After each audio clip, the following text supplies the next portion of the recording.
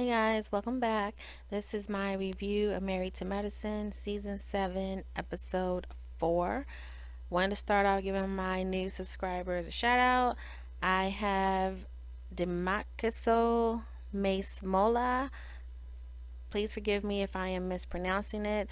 Rick Slater and Nadine Williams. Thank you guys so much for not only checking out my channel but also subscribing. I do appreciate it. All right, so let's get started. We start off with Jackie and Curtis. They're meeting with some home renovators, and they start going through the house. The actual rooms are like very small. So you have this, if I'm not mistaken, their house is 4,500 square feet. Correct me if I'm wrong.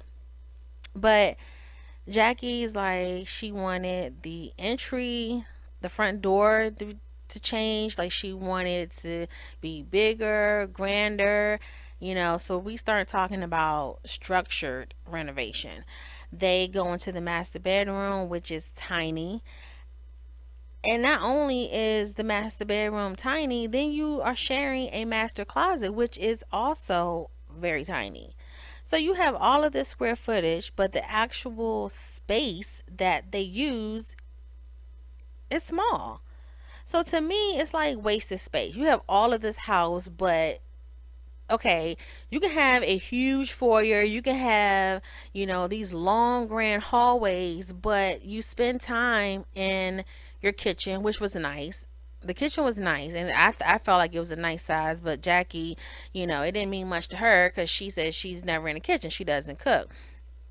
But the bathroom, your closet, the master bedroom, she also wanted her office expanded, and the bedroom she wanted the wall moved back. So we're talking about structured renovations, and to me I'm like, why didn't they just go with a custom build?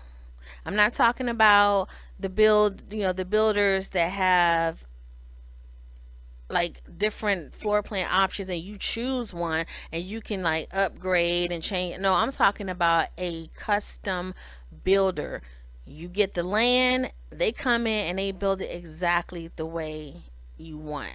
Because a lot of people, what they don't realize is when you start knocking down walls and putting on expansions and things like that, you have to get permits, and it has to be up to code. So a lot of times when the county or township or whatever, when they come in and they do their inspection, they let you know whether or not you're approved to make these changes. So, and then two, when you're moving walls and things like that, you may be dealing with what do they call it?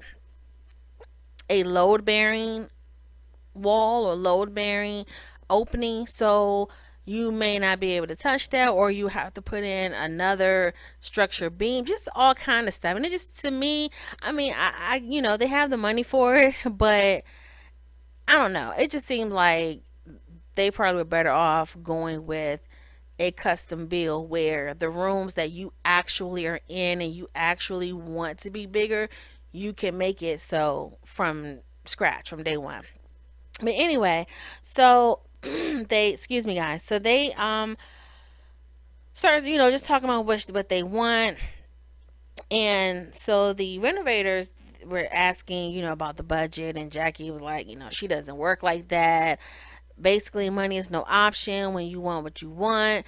And then Curtis starts shushing her. Now, I mean, we all know who is the breadwinner in the house. So if Jackie's saying there's no option, now granted, I get it, you're married, he balances her out, and he want to keep things in line. Like, okay, we don't want to spend a whole lot of money, but at the same time, Curtis, listen, I don't think Jackie would get crazy with spending loads of money, on renovations.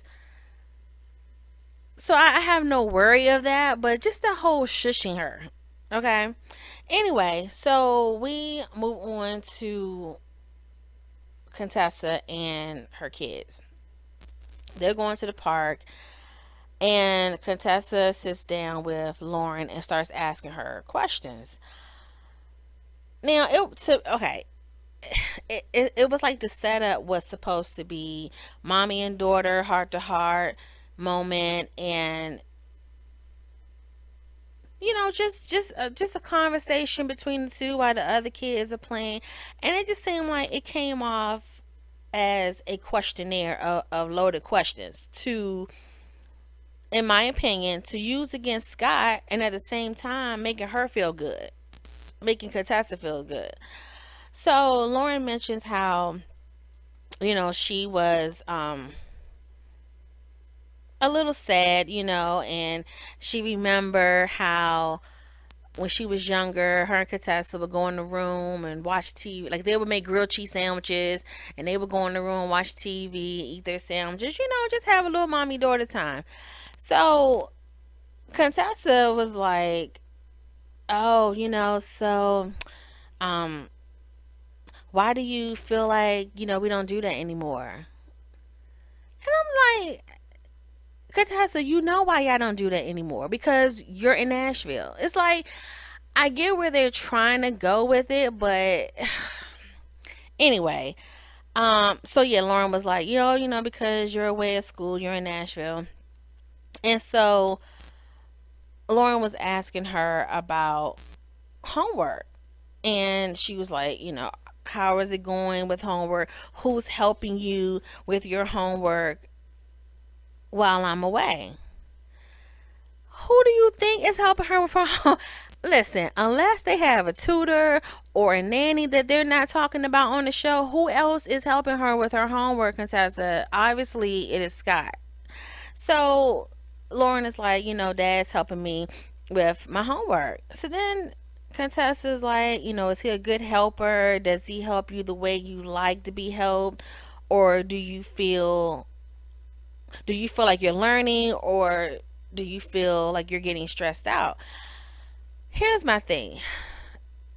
I wholeheartedly believe in sitting down with your kids and just having these talks, because a lot of times we're so busy with our day, the hustle and bustle of going to work, making sure the kids have everything they need. A lot of times there are missed opportunities to sit down with your kids and just find out what's going on in their day, because you have kids who will just be upfront and just tell you everything, okay? And then you have some where you kind of have to ask the questions.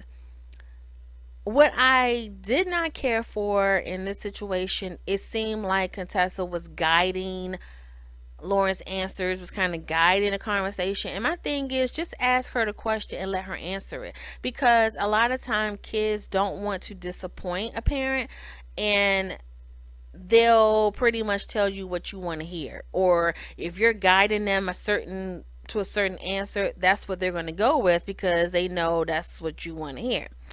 So Lauren was like, yeah, she feels stressed out. There's times when she feels stressed out.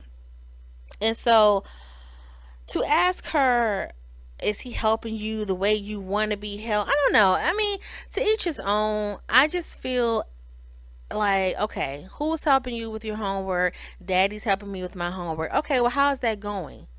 That way, she's giving you her honest answer. She's not you saying, is he helping you the way you like, or are you stressed out?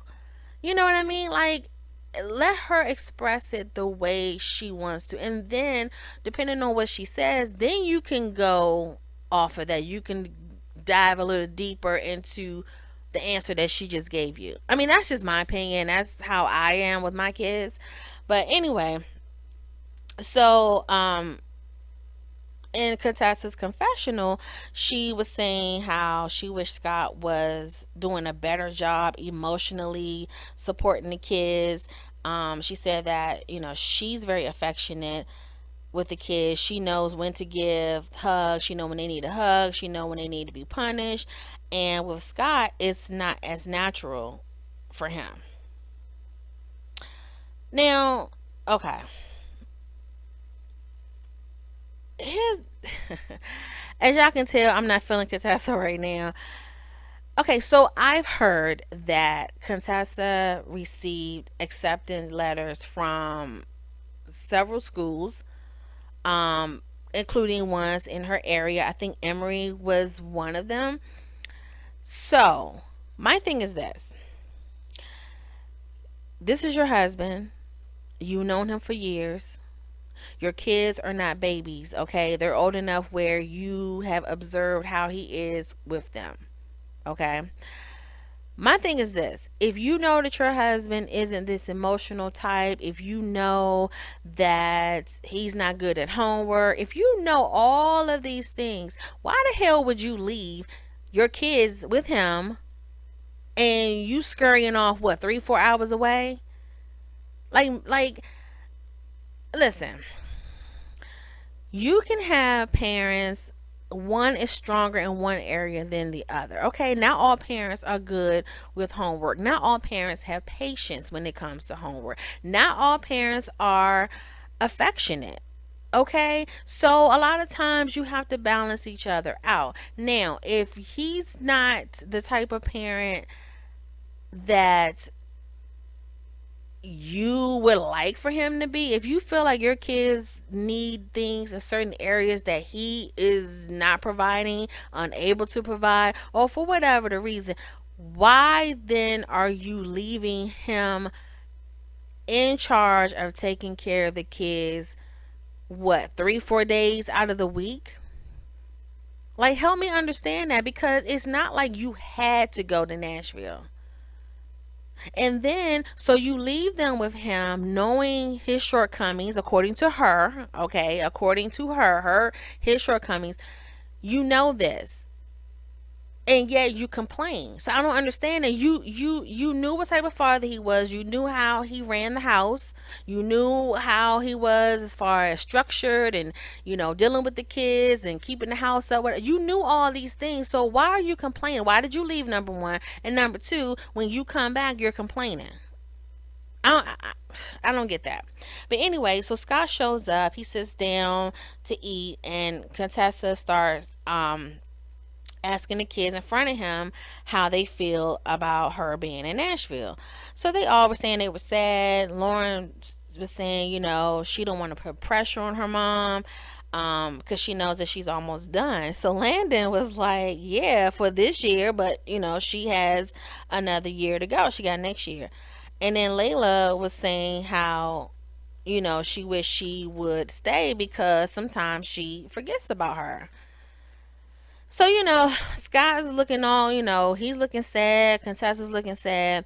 And in their little confessional with the two of them, Contessa was looking at Scott. She was like, you told the kids my schedule, and I wouldn't have done that to you, and whatever. Like, I'm ride or die. I would support you. Why you can't do the same for me, and whatever.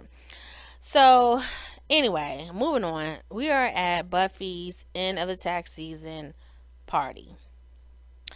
And everybody is supposed to show up in these thrifty outfits costing less than $500. So in the ride over, Simone and Jackie, they're coming together. And I just want to touch on this for a minute. So Jackie mentioned she hadn't eaten all day. Now, this is not the first time she has said this. We've seen Jackie with a plate of food in front of her and she's like nitpicking, barely eating. Like, I've seen where Jackie will eat maybe one or two forkful and then that's it. She's not eating anything else. So, my personal opinion, I think Jackie has eating disorder. I do, because her obsession in the earlier seasons about, I mean, listen, I'm all about you want to be healthy and um, things like that, but she just seemed obsessed, especially how she was towards Heavenly in previous seasons about her weight, and I mean, let's not pretend like we don't see how Jackie looks. Jackie looks gaunt sometimes. She looks very gauntly at times. So anyway, I just want to throw that in there. I think she has issues with food. So, oh, and Simone looked good. Simone is so homely. Like, she's very masculine. So when she had her little glitter halter top with the back out. Her makeup was real pretty and soft. She looked really good. So anyway, everyone arrives at the party. Lord, Toya, and Eugene, they came dressed up like they was going to an 80s themed cookout. Okay, like thrifty and under 500 doesn't mean necessarily mean denim and t-shirt. Okay, so Heavenly and Quad, they looked good. Heavenly just needed to invest in some Spanx. Like I know she lost weight, but her dress was real cute. I just needed her to just pull it in a little bit. Mariah, Mariah looked like she looked good, but she looked like she was like part of the church usher board. And although they may be considered old fashioned, and I mean they were giving me Beyonce, J Lo concert vibes, but I liked her stone fishnet stockings. I thought they were cute. So anyway, Simone and Quad, they greet each other. Quad has a different energy. Okay, now in the ride over with Quad and Heavenly, they brought up Simone. They both talked about their encounters with Simone recently.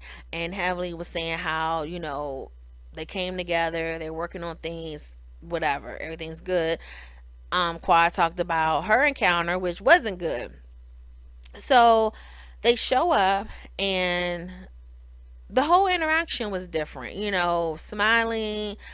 Even Simone was like, the vibe is different with you. And they mentioned their last encounter, and Quad was like, I wish you wouldn't have left. And Simone was like, look, you showed up like with an attitude basically, and she wasn't there for it.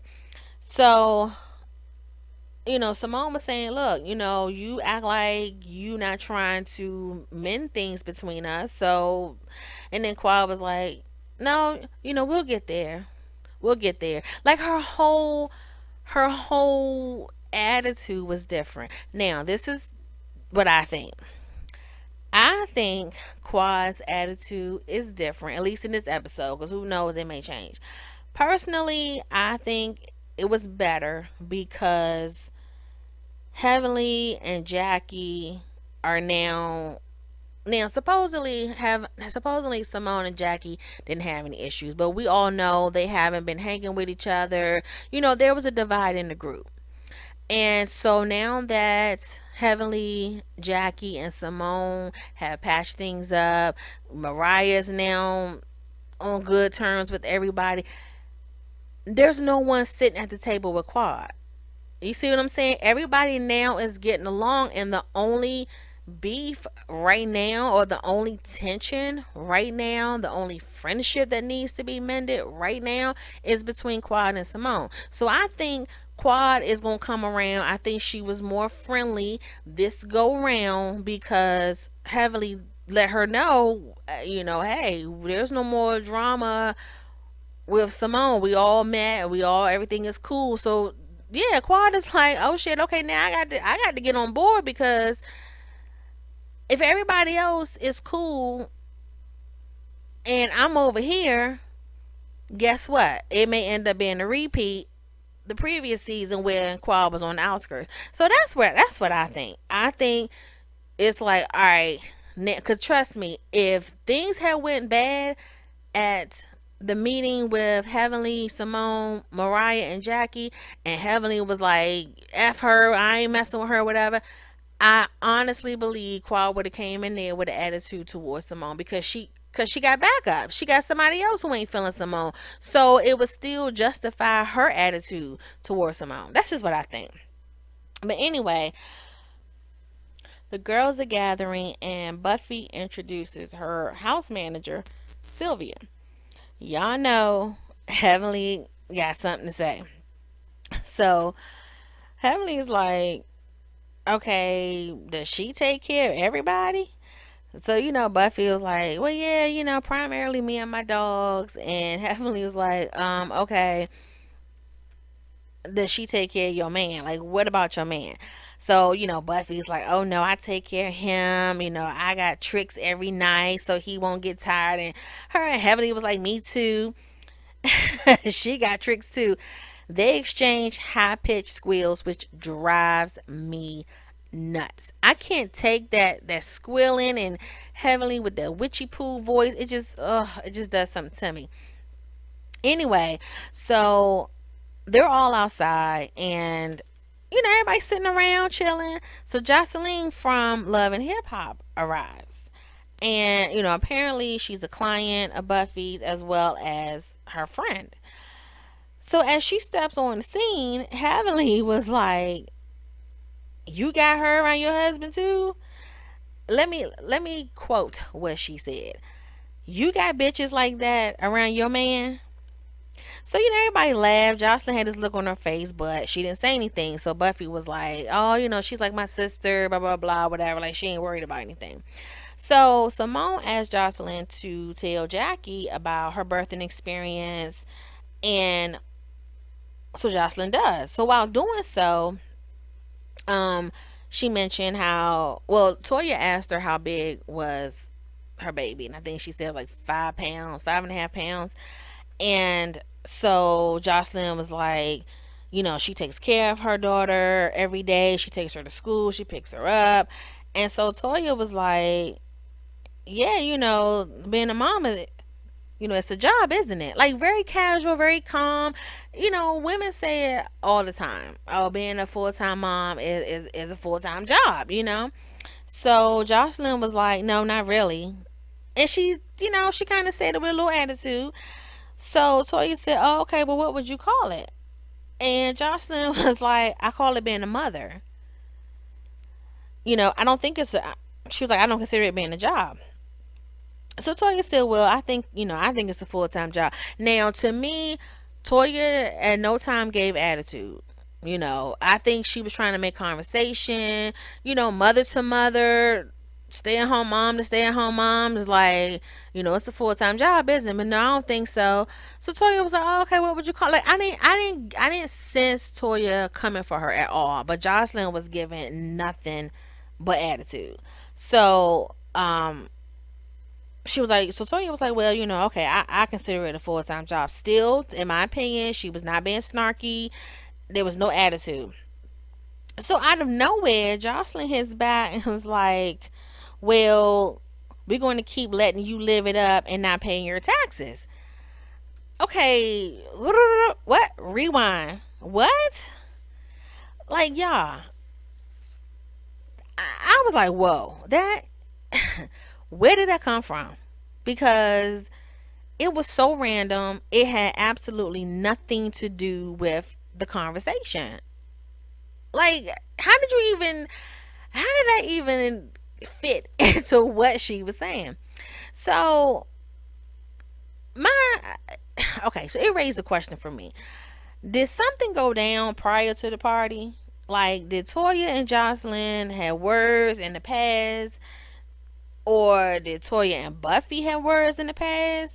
And Jocelyn pretty much was there, brought there to attack. Like, there was tension there, and it just seemed like it was already planned that words were going to be thrown at Toya. Okay. So anyway, they started going back and forth, and then Mariah, with her go-to her go-to diffusion statement, she was like, come on, let's go to the bathroom, which I liked, because I'm the type of person, I feel like when you're amongst friends and stuff starts going left, step in and diffuse the situation. Okay, because there's no need for the going back. First of all, we all grown. Okay, we're grown. And the conversation, I mean, the whole argument, the going back and forth was so random and dumb anyway. And you're grown, your mothers. Why are y'all arguing like that? So I just feel I like Mariah when she steps in and she's like, look, all right, come on, let's go.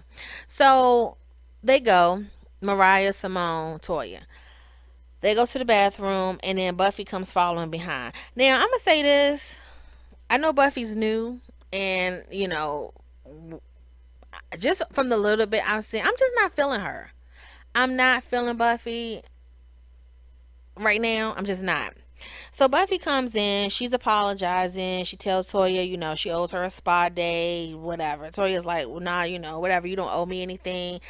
And she opens the door and Eugene is standing right there. Eugene is standing at the door and he's like, yeah, old hood chick just cussed me out.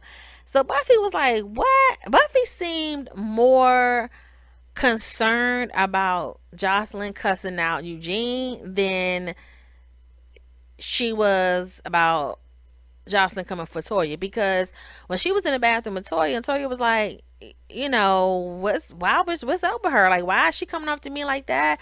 And that's your friend. Like, I would never. And Buffy was like, yes, she is my friend, and I can't control people's action. It was like, yeah, that's my girl, but it is what it is. I can't control if she coming for you. Yet when Eugene was like, yeah, this chick just cussed me out, Buffy was like, what? Oh no, I need to go talk to her. Yet you wasn't trying to talk to her when she went off on Toya. Like, the only she did say when Toya and them left to go to the bathroom and Buffy was out there with Jocelyn, she did say, this is my new friend, whatever, chill or whatever. But with Eugene, she was like, oh no, I need to go out here and handle this right now. I need to go out here and talk to her right now. I can't believe that, what did she say to you? I mean, she was just so overly concerned in comparison. So anyway, Eugene was like, him and Curtis was waiting for their drinks. Jocelyn comes up out the blue and says to Curtis, hey Curtis, I love your wife. I love your wife. And then turns to Eugene and was like, your wife, I just got into it with your wife. She a hoe, because I'm calling her a hoe. So Eugene, defending his wife, he was like, look, you don't have to call my wife a hoe. And he said, next thing you know, Jocelyn was like, F you, F her. Like, it was just so random. It's like, why are you, first of all, going off on Toya because she said being a mom is a full-time job? Whether you agree with her or not, it did not warrant you to go off. Then you turn around and come inside of the party, go up to her husband and tell him his wife is a hoe. And then what did you think he was going to say? Did you think he was going to laugh with you? Because, okay, let's just say Eugene turned around and say, whoa, what's going on? Why are you talking about my wife like that? Like, what happened? You turn around and say, yeah, she said being a mother is a full-time job. Like that, I mean, just let's put it into perspective. If somebody walked in and saw a commotion and it's like, oh wait, what's going on, you guys? What's going on? Jocelyn, why you so pissed? I'm mad. I'm pissed off at this hoe because she said being a mother is a full time job. Like, think about that. Let's just put that into perspective. You pissed off because of that? That's why I'm telling y'all, something else going on. It's. I know they create drama for TV and ratings. I get that. If anything, now I'm not saying nothing would have warranted the argument, okay? But if Jocelyn were to go off on anybody, if she's that triggered, okay, and that sensitive, if anything, I would have guessed she would have went off on Heavenly for saying to Buffy, you got bitches like this around your husband. If anything, I would think Jocelyn would have came for Heavenly for that statement versus. So let's think about it. Which one would trigger a sensitive, petty, argumentative person? Being a mom is a full time job, or you got bitches like this around your husband? Like, let's think about that for a second, okay? Okay, that's why I'm like, nah, it's something else to that. It's something else to that. But anyway, so back to Contessa and her little scripted scenes. Okay, so she's in the kitchen talking to Lauren, and Lauren is telling her about an incident with some little boy at school. Somehow the conversation turns to Contessa being in Nashville again. So you're asking your kids about their day to day activities, you're asking them about their feelings, and then when they tell you, your response is, oh, is it because mommy in Nashville? Um, maybe it's because the little boy was poking fun at her or picking at her. I mean, she did say he been messing with her for a while. Maybe it's because of that, and she got fed up and decided to defend herself. Like, how do you equate what happened with the little boy to you being in Nashville? So my question is, did Contessa and Scott have a discussion about any of this before she decided to go to Nashville? Like, you have small kids, okay? And how did you not think that you being away was not going to affect them in some type of negative way?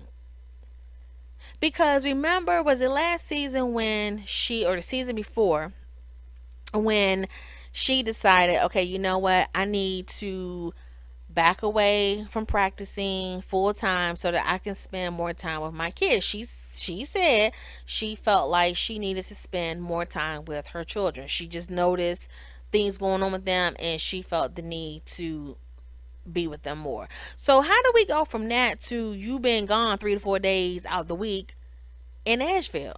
Like, make that make sense, Contessa. Anyway, so it's Toya's party. Her friends are arriving, and then Contessa steps in.